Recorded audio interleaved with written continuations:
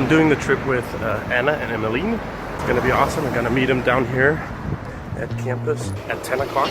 We're gonna bus all the way there.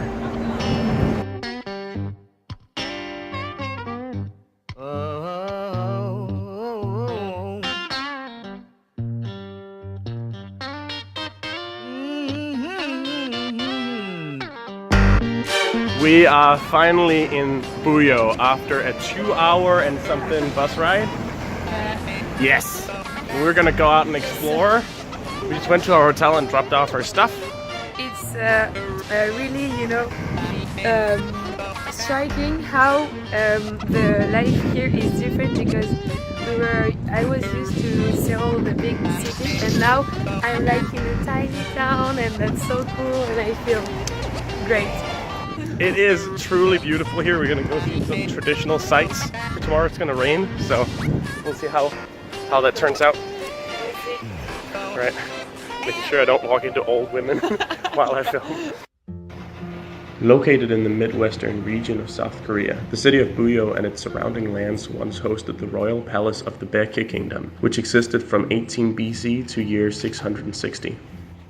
It was one out of 3 major kingdoms of ancient Korea. The others were the Goguryeo Kingdom and the Silla Kingdom, the latter of which turned out to be the strongest of the 3 and was eventually able to unify them all into one. While few parts of the original Baekje buildings remain, other structures have been erected or brought to the area due to their historical relevance in order to tell the story of an ancient people. For example, the Samcheongsa Shrine was built in a traditional style relatively recently in 1957 to commemorate 3 Baekje Koreans who died in the name of honesty, earnestness, and bravery. This was reflected in the building's architecture, as it has 3 large, beautifully framed openings in the front. Another highlight was the Goransa Temple of the later Baekje period, whose name comes from gorancho, a plant that grows in the cliffs behind the temple. According to the legend, Baekje's king would send someone to Goransa Temple and bring back some of the mineral water coming from the source at the base of the cliffs, and that drinking a cup of it would make you 3 years younger. You know, in the moment, in my state of wonder, surrounded by the atmosphere, the sounds, the scents, the legend had me nearly convinced.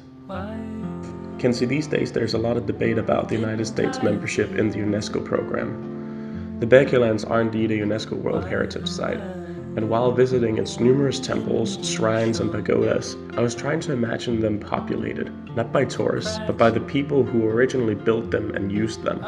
I was envisioning nobles sailing down the Baekmagong River, Buddhist monks maintaining and decorating the shrines, the warriors patrolling the fortified walls, and that I was one of the few lucky people who got to spectate for just a day.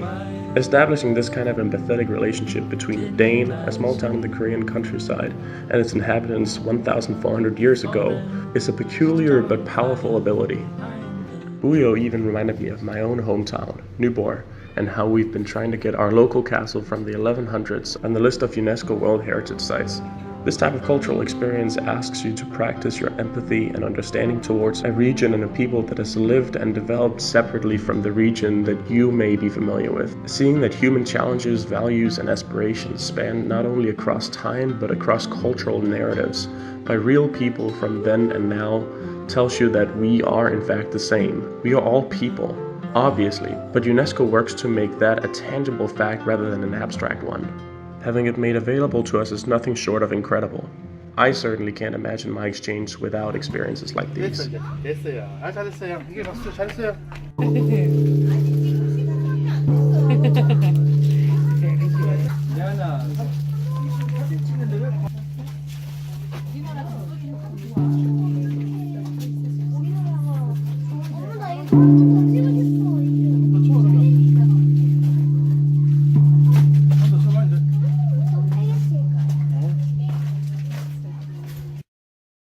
So this just had to make it in the vlog. Guess what that building is? It's not a temple. It's not a part of a museum. That's a fancy restroom. And all the restrooms look like this. This is not even the most fancy we've been seeing. What's up with that?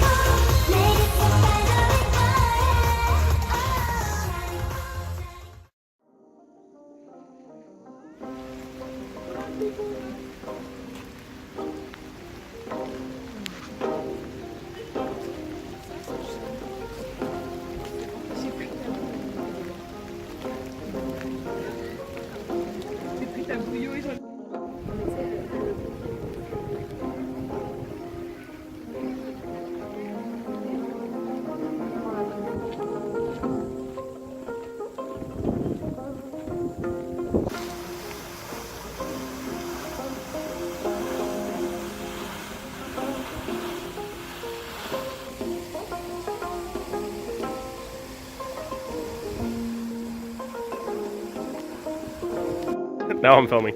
You are going to see the biggest duck ever. Wow. Oversized ducks.